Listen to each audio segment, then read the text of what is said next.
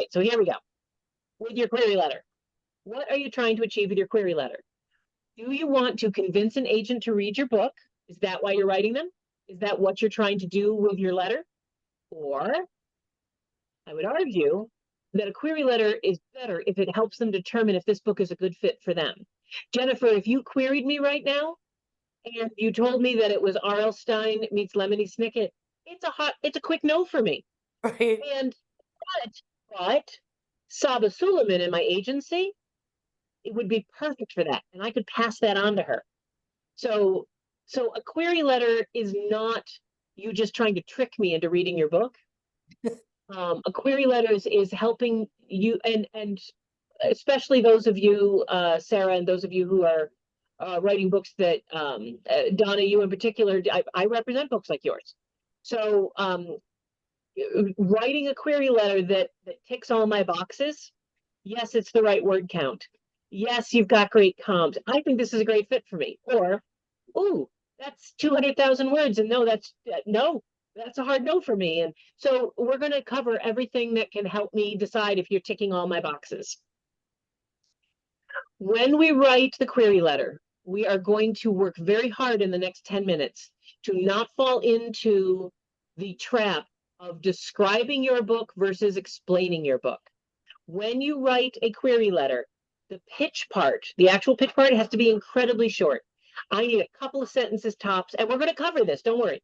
But I need you to describe your book to me. If you were to describe a movie to me or a book, as opposed to explain it to me, if I have to explain all the background behind the thriller movie Seven or Star Wars or the Oprah's latest book, where I go through and then that's explaining. What we want is a quick description, because cramming everything about your story into your pitch email, into your query letter, will not entice agents or editors to read your book. We like it fast. We like it. My rule of thumb when I teach this class, and you do not need to live up to it, but when I teach this class, 250 words is ideal. No more than that, knowing that you'll stretch it to 300, but 250 words. Well, that raises a question, if I may ask, is in terms of an entire query letter. My sense is it's got to be on one page. But do you have a sense of length, maximum length? There's no such thing as one page anymore, because most queries either happen on email or happen on Query Tracker, or you're not going to send them a Word document. So one page, so that's why word count is more important. 250 words. If you wrote a letter in a Word document, or a Pages if you're on a Mac, and it was 12-point Times New Roman, just a normal font, Right. it would be approximately 250 words. Yep. My rule of thumb is, stop before you bore the person, and we're gonna cover how to tell if it's too long or too short. We're gonna ask ourselves the following questions before we get started. What do agents want in general? How are you positioned to give it to them? What is it about you that sets you apart? What proof do you have that agents want books like yours? So I'm going to ask you guys, anyone, feel free to volunteer. If you are querying an agent, what do you suppose is pretty much a universal thing that agents that you're querying are going to want? Well, they can It was something they could sell, number one, I would think, and somebody they can work with. That's it. Agents want a summer house in Barcelona, and they want to like their clients. Yeah. It's as simple as that. They want money, and they don't want to be annoyed. That's pretty much their whole list. Are you in a position to give that to them? What is it about you that sets you apart from all the other people who have written them that week? And I'm going to help you discover that. If you don't know, we're going to figure that out in the next week. Well, okay. I'm feeling pretty good. What proof do you have that agents want books like yours? Got that. Yep. You've got comps. That's it. Yep. That's it. Yep. Or if you don't have comps, but you've gone to Publishers Marketplace and you see there are 3 books very much like yours that were recently signed, but you can't find any comps that are selling. Well, let's say let's say that you're writing a World War II novel and you can't find a single comp because for the last 5 years, nobody has wanted, that they're just not selling. But all of a sudden you go to Publishers Marketplace and 3 World War II novels with plucky heroines fighting the Nazis were recently signed. Well, then that's proof that agents are looking for books like yours because they know something's coming down the pike that you don't. That's why Publishers Marketplace is still so important. All right, so there are, in my opinion, and this is just my opinion, although let's face it, I'm brilliant, 5 elements to a query. You start with a connection element. We're going to do a positioning statement. I have many examples to show you. A pitch. That's actually where you describe your book, right there. Overview. An overview is how you are different, how you are better, how you are in a position to provide the agent what it is they need, and proof that the marketplace is looking for books like yours. All those 3 questions are in the overview. And then finally, the close. And the close is really important. A lot of people kind of peter off at the end. I'm going to show you some effective closes. Jerry knows this because he's a lawyer. I keep forgetting that, but the close is very important. I am not a lawyer. So, Oh, you're okay. You're a witness, or yeah, I do expert witness testimony because I have special skills. But yes. yes. Oh, now you sound like Liam Neeson in that movie. It was a lawsuit against Don Imus, and they called me in as an expert witness for 3 days, and I had to testify on the publishing industry. It was fascinating. Don Imus was not happy when I was done. Okay, so let's talk about the starting point, and that is the connection. You want to connect with the agent. Now, I made this up, Boy. but dear Amy, I heard you on the Gross Me Out podcast. And then there's the pivot. The pivot is why you're writing me. You were so honest and upfront about your struggles with ADHD. It really touched me, and I wanted to tell you about a book I'm querying for people with ADHD. Again, all of these books, I've got 3 examples. They're all made up. And now the description. Now we're doing the pitch. It's a book for people who are frustrated with, if in doubt, wash your hair, and other self-help books that do not understand neurodivergency. Written using a sentence and paragraph structure scientifically proven to be easier for people with ADD and ADHD to read. Brief description. Now, the second we're gonna do the overviews and the close in a minute, but I want to reiterate these first 3 things. So here's another example. Dear Amy, I hope you had fun in Bend, Oregon. I saw on your post on Threads that you visited your brother on the Army base there. That is fine. I posted it on Instagram or on Threads. It's public knowledge. Dear Amy, I hope you had fun in Bend, Oregon. I've been stalking you for years, and I drove by your house. So if it's on social media, it's fair game. Or if it was written in a blog. But don't be too creepy here. You had that thought, didn't you? I thought it was funny that you said. Okay, so that's the connection. Now we pivot. I'm hoping to send you the book I'm hoping to send you would be perfect in the Exchange and PX stores. Now, she knows because I've got a brother in the Army that I know exactly what all the there's literally billions of dollars being spent every year at these retail stores that only military families can access. It's called the AFES system, Exchange and PX stores. So I have just shown her how I'm different. I really understand her market. And here's the description. It's a naval military thriller in the vein of Never by Ken Follett. But the main character has to infiltrate a rival branch of the armed forces. The differences between the Army and the Navy really trip him up while he tries to find out if the attacks on civilians is the work of one rogue officer or part of a larger plan by an entire military branch. Do you see how short that is? And then the last example, connection. Dear Amy, I saw in Publishers Marketplace that you recently started working with cookbook authors and you sold an upmarket novel to Hachette. Here's the connection.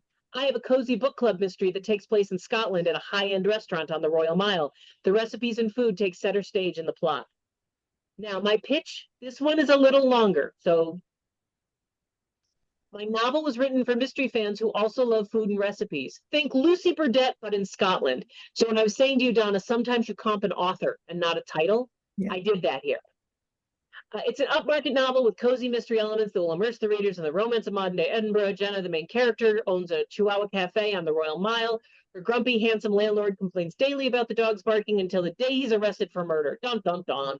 Jenna is forced to put aside her personal feelings and track down the real killer, or she will lose her business and perhaps her one last chance for love. The reason why this one is longer, Jerry, you need to, yours is going to be a bit longer too than either Jennifer's or Donna, is because commercial fiction, we need to get a little bit more spin. So you'll see that this one's long. This one was quite a bit longer, but my nonfiction one, short, even bigger font. So the reason why, Donna, is for nonfiction in particular is that you've got a lot, you've got the hook. But with fiction, I was telling someone this the other day, and I think my numbers are true. For every 200 pitches I get, it's only about 6 plots. It's the same plots over and over and over again with just a small twist. Jerry has to, and Jennifer has to prove to me, fiction writers need to prove to me that there's something different about their book than all the other thrillers I've seen out there, or all the other middle grade horror. I'm using air quotes. Although middle grade horror is quite hot right now. Yeah. Can I ask you a quick question? On that Cool. on that one that you just did, can you go back and show us the hook? Because they always talk about the commercial hook. So like you're reading this, where's like when you see that, what is it that says that to you? That If someone wrote me and said they had an upmarket, meaning book club, an upmarket novel, but had cozy mystery elements, that's a hook for this reason. Cozy mysteries don't sell very well right now. They're actually they're bombing. oh, Bombing. They're not selling. But upmarket is, and people love cozy romance. They Okay. love cozy romance, but they don't love cozy mysteries. So an upmarket novel that's clearly a romance. It's in the romance of modern day Edinburgh. What this is telling me, this is a crossover. It's got cozy mystery, it's got romance, it's got upmarket. And right now in 2025, upmarket is, crossover is very hot. So that's the hook for this one. Okay. Not the plot, but that's the hook because you're trying to convince me that your book might be a good fit for me. And you know that I love cookbooks and I love upmarket fiction. So that's now if you're talking about the hook of the plot, if you're talking, then we're talking a log line. So what this is Outlander meets this is Emily Henry's modern day romance in Scotland. That's the hook. Okay. Emily Henry in Scotland, perfect for Outlander fans. And do you say that that's, I often find that difficult. Like when people say they want a commercial hook, they want a lovely story or a lovely voice with a commercial hook. You know what I mean? They always say a distinctive voice with a commercial hook. And I'm always like, I'm not really sure exactly. You have a commercial hook. You've got a middle grade horror, which is incredibly hot right now. Okay, so that's all it needs to be. See, I guess I was Commercial hook, making it that's it. difficult. Okay. Yeah. I mean, you can if you want. I'm happy to wait. I'll even help make things difficult. Kind of my attitude. I just, okay, thank you. That the commercial hook for you is going to be the one line of your plot, your 15-second one sentence. That's Yeah. all okay, that's all I need. Okay. You're in great shape. Oh, thank you. Yeah. So that's the first 3 elements. Now we talk about what's next and what's left. All right, so here's some general rules when you're writing your query letter. Sorry. 1 page in length, 300 to 400 words maximum. I like 250, but that's between you and your God. Single space with a standard font is best. Unless you're uploading to Query Tracker, and then you don't get to choose any of that. But please, no Comic Sans, no Papyrus, no just a nice normal font. Professional tone with clear and confident language. No rhetorical questions or cliches. Do not say at the end, but will Sarah find love? That's for back cover copy. That's not for a query letter. Do not ask rhetorical or leading questions or use in a world. Avoid the cliches, avoid the rhetorical questions. This is a business letter. It's a cover letter. A personalized greeting to a specific agent spelled correctly. Let me tell you, lots of people say, hey, you don't need to personalize. I don't care. I know a lot of agents that don't care, but that doesn't mean that if you take 2 minutes to personalize the beginning, to connect and then pivot, that it won't set you head and shoulders above. Do I care if I get a pitch that says, dear agent, I'm writing today to pitch you my novel?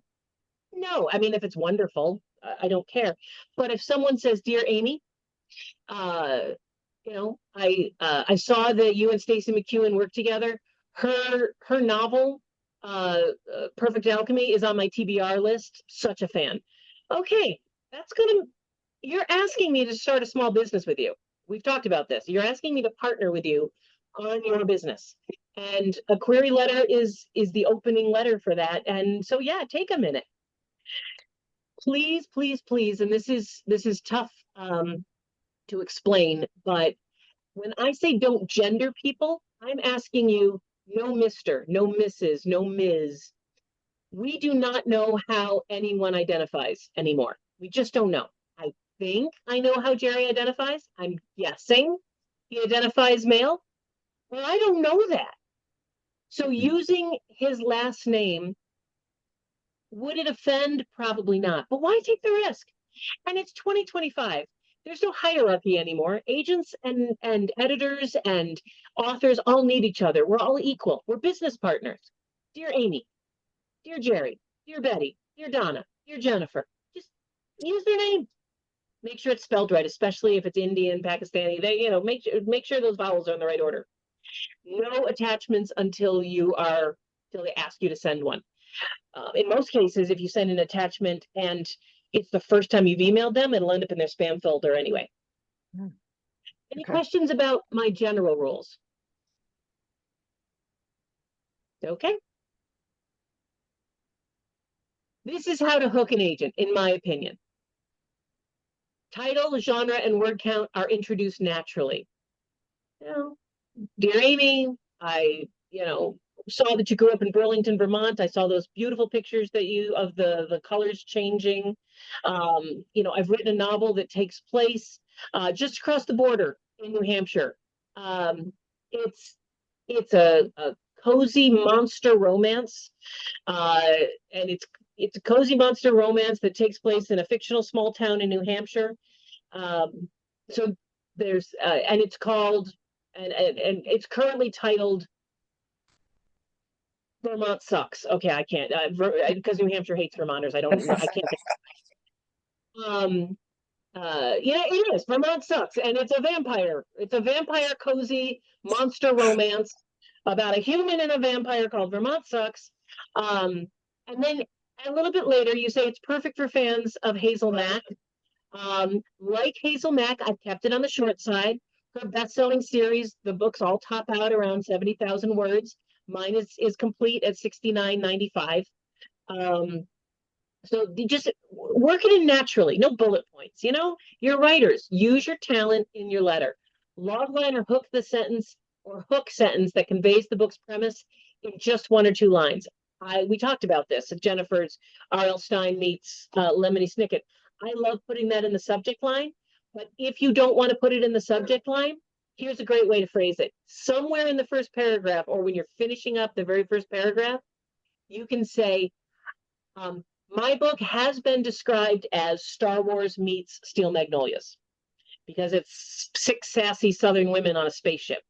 Or you can say, the way I've been describing my book is Stephen King, as if Stephen King wrote a bedtime story.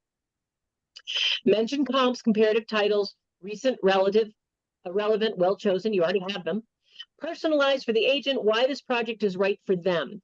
Remember I told you, connect and pivot, referencing interests, titles represented, interviews. MSLW, anything, just something.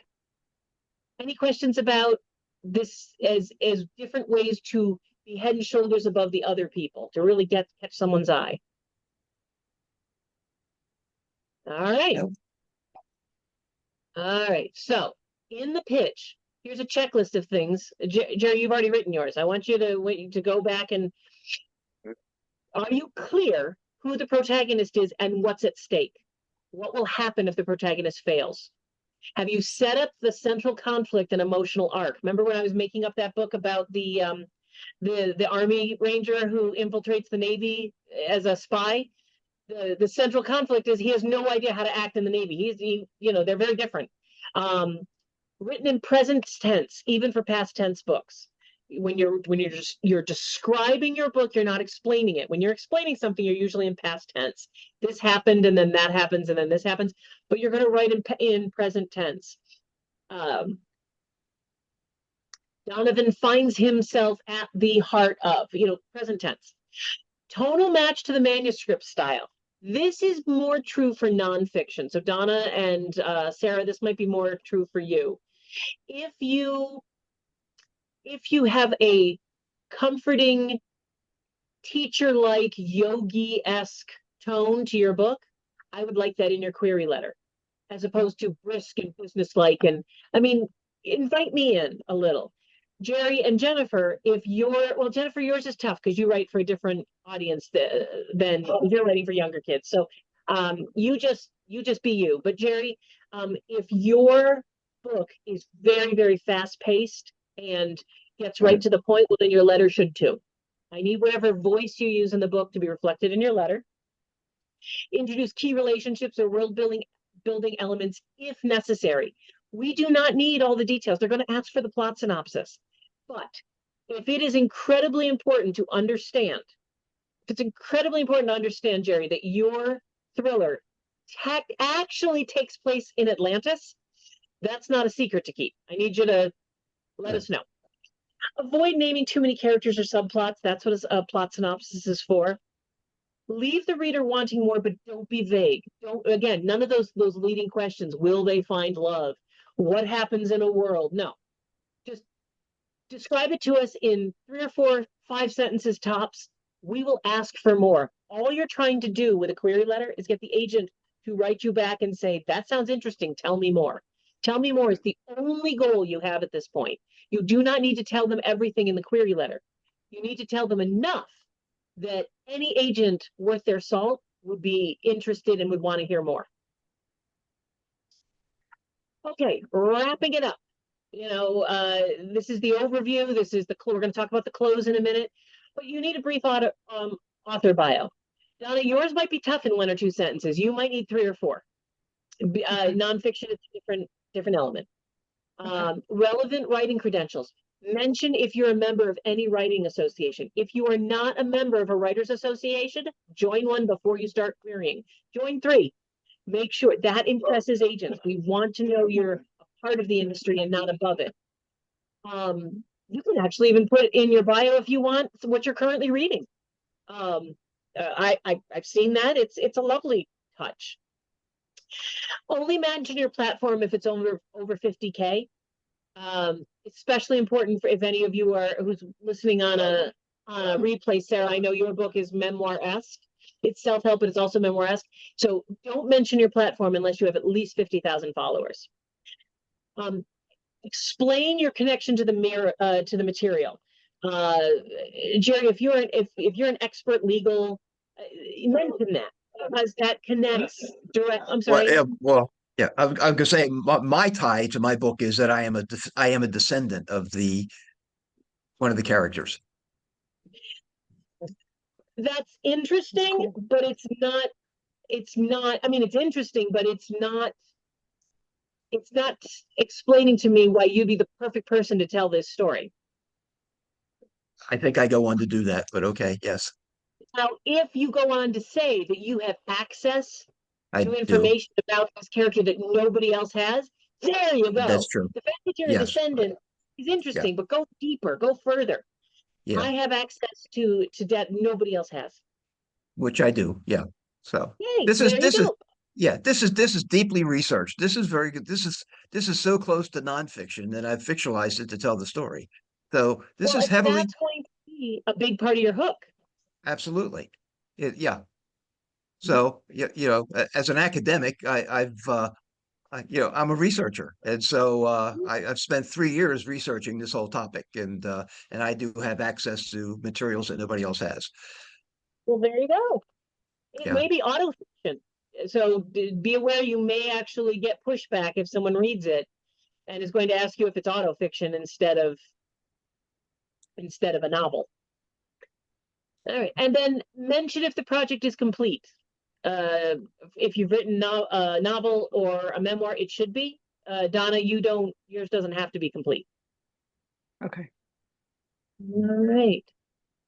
So I'm gonna walk you through the 5 elements, and we're gonna talk about the close. We're gonna talk about hello Molly.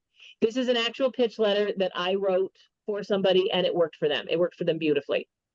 While writing you this email about my fantasy manuscript that is a similar vibe to Uprooted by Naomi Novik, I realized I have your client, Jane Hennigan, on my TBR list. I'm really looking forward to reading Moths. There's a growing conversation online about the fallacy of people coming of age somewhere between 18 to 21. There are literally tens of thousands of people in their 20s and 30s online discussing their feelings about how they're becoming adults way after they were told they were supposed to. So I have now given them some information about the market viability of the concept of this book, but I've also connected and pivoted I took the connection. I'm a big fan of your author, blah blah blah. But then I pivoted to the point, to one of the selling points of the book, one of the hooks. That's exactly the kind of thing the main character in Day of Breath is also going through. By the way, this book got an offer it's for Random House, and it's going to be out next year. Not feeling on the inside, but she's expected to be on the outside. Ali is a powerful champion who at 23 is responsible for the safety of her entire kingdom. She's forced to live alone, battling demons for 7 years, but as her magical powers fade, she has to turn within herself, leaving behind childhood fears to become the powerful woman her kingdom needs. That's it. That's the description of the book. Short. The idea of coming of age later in life because of trauma or situations beyond our control is going to resonate with readers under 35 everywhere. And that's what we want. We want readers 25 to 35. Now, what I did is I wrote a here's the story element, which you can do instead of, do you see this? This is exactly the kind of thing the main character in Day of Breath. You can replace this with this if you want, but you can't have both. And you're going to see I crossed some lines out. I did that on purpose because I wrote this letter and then I realized I was going on too long, and I wanted to explain to you why I cut those things out. So if you want to instead say, here's the story, 300 years ago, a cult attempted to summon the demon god Aistral by opening a rift into the demon realm. You'll notice that when you are describing the book, it's present tense. Remember I said present tense versus past? But when you are sharing the story, you can choose either. That's fine. So the cult was defeated and the rift closed by Sibyls, those blessed with divine magic. For 70 years, a series of champions have been granted physical strength to fight the demons at the edge, returning home after the. Ali is she, they. That's key. She, they. Ali is not she, her. The longest living champion now in her 7th year. Her powers are waning, but her sense of duty remains strong.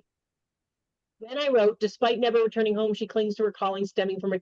That's not important. The agent will find that out when they read your plot synopsis. Prince Fallon, he, him, aspires to become the next sovereign of his kingdom. Despite his insecurities, convinced by the kingdom's advisor of his worthy, that's backstory. He's insecure, not important to the letter, but he learns that his sibling, heir Abner, who is they, them, there's a typo there, I put the wrong parentheses, who distrusts the kingdom Sybil, has been chosen instead. Desperate to prove his bravery, Fallon travels to the edge on a drunken whim to persuade Ali to return, hoping this act will alter his fate. There's the main characters. There's what's at stake if they fail. Back in the kingdom, a parasitic demon suddenly spreads, forcing Ali and Fallon to work together, face their weaknesses, and defeat the Sybil. That's what's at stake, who strives to usher in a horrific new world. Here's her bio. I'm a giant dork who loves to write about complex and flawed characters in fantasy and speculative settings. This particular novel was inspired by Buffy the Vampire Slayer episode, and then I cut that out. I started writing when I was 10, taking inspiration from RPG. We all started writing when we were young.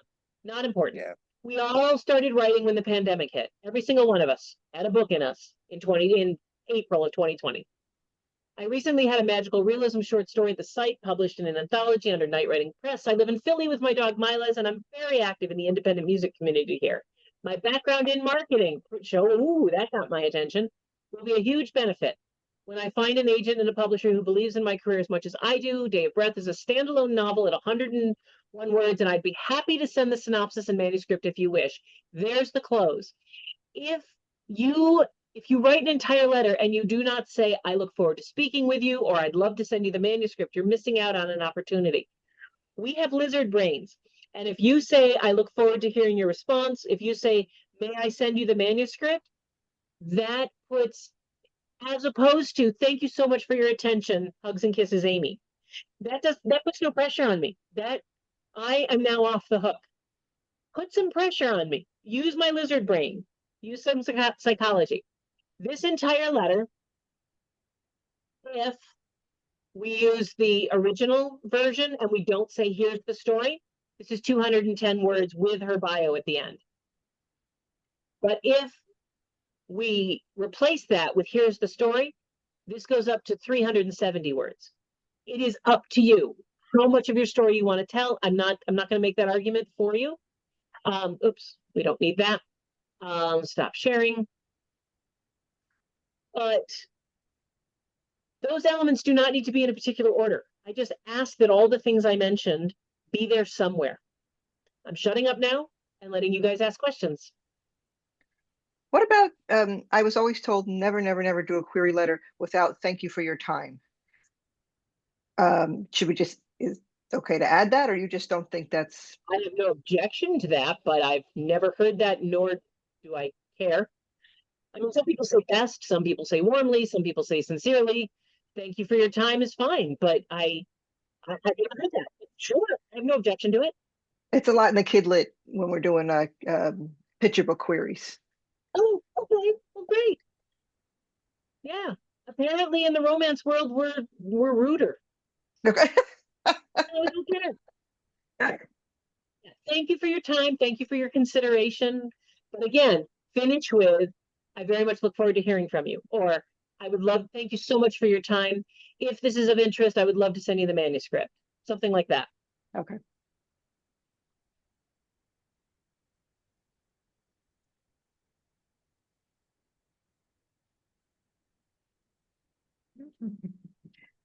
Now for a nonfiction book, you wanted it a lot shorter. You wanted it just that one paragraph, like you gave the example. So that should be plenty. Yes, because with nonfiction, you're going to send a proposal as well. You're different than, in a good way, but you're different than everyone else. You're going to get an opportunity. With nonfiction, they're going to want a table of content. There's so much more, which we're going to get to next week. Okay. I promise to cover all that. But your query letter doesn't need to go in great detail because as a nonfiction self-help teaching book, you get to send more materials than they do. Okay. Let me explain why, if I may. I know we've gone over the hour, and I'm sorry, but for keeping you. But Okay, that's okay. No, it's okay. if Donna sends a full proposal with a table of contents and a great idea and 2 sample chapters to a publisher, it's hers. It's clearly hers. They can't do anything with it. They cannot give that idea to somebody else, and if they did, they'd be caught immediately. But if Jerry sends a novel to me without me asking for it, but if he sends me a novel and 3 months later he sees on Publishers Marketplace that I am working a deal for a historical fiction mystery based on the true story of, what's his name? I'm sorry, Jerry, forgive me. What's his name? Well, Archibald Sterling is the actual attorney involved, and Navassa Island is the Okay, so plot point. Archibald, a novel based on the real life antics of Archibald. Antics is the wrong word. Archibald Sterling. Right. And you sent me that novel, but I promise you, somebody else is working on it too. I mean, maybe they're not, but I'm using you as an example. But it happens all the time. It happens several times a week that people send very, very similar manuscripts in, And if you send it to me without me asking, if you pitch me a story and I say to myself, well, that sounds like 5 other things I've heard this week, no, thank you, fine. But if you pitch me a story and you send me the manuscript and I never open it, I never read it, I could still get sued. I could still get in so much trouble. And it's happening to Entangled right now. It's happening to Simon and Schuster. It's happening at Amazon. These editors did not steal the ideas, but because 5 different people all sent them the same idea, they're getting sued. That is why you wait, if you're fiction, to be invited. God, I did a lot of talking tonight. I'm sorry. It's fine. It was great.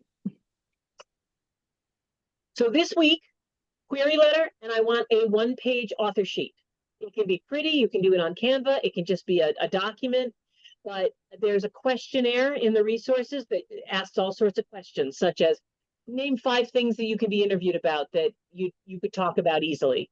It asks all sorts of questions. You can fill out the questionnaire if you want. Don't send me the questionnaire. I don't care about that. I want you to, if you need to use it as a worksheet, and then turn that into a couple paragraphs into prose for me. I'd be grateful.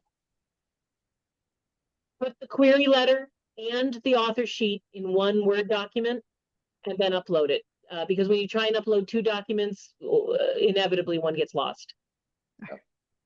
And like Jerry did last week, if you can't figure it out or if Kajabi's pissing you off, just email it to me. But make sure you put submission as the first word in the subject line. I know I'm beating that horse to death, but that's how I found Jerry's. That's why I asked if you got it. So, I did it, well, I put it in the spreadsheet instead of emailing you back. okay, great. Okay. Okay, got my work cut out for me. Yes, Jennifer. Jennifer, you're muted.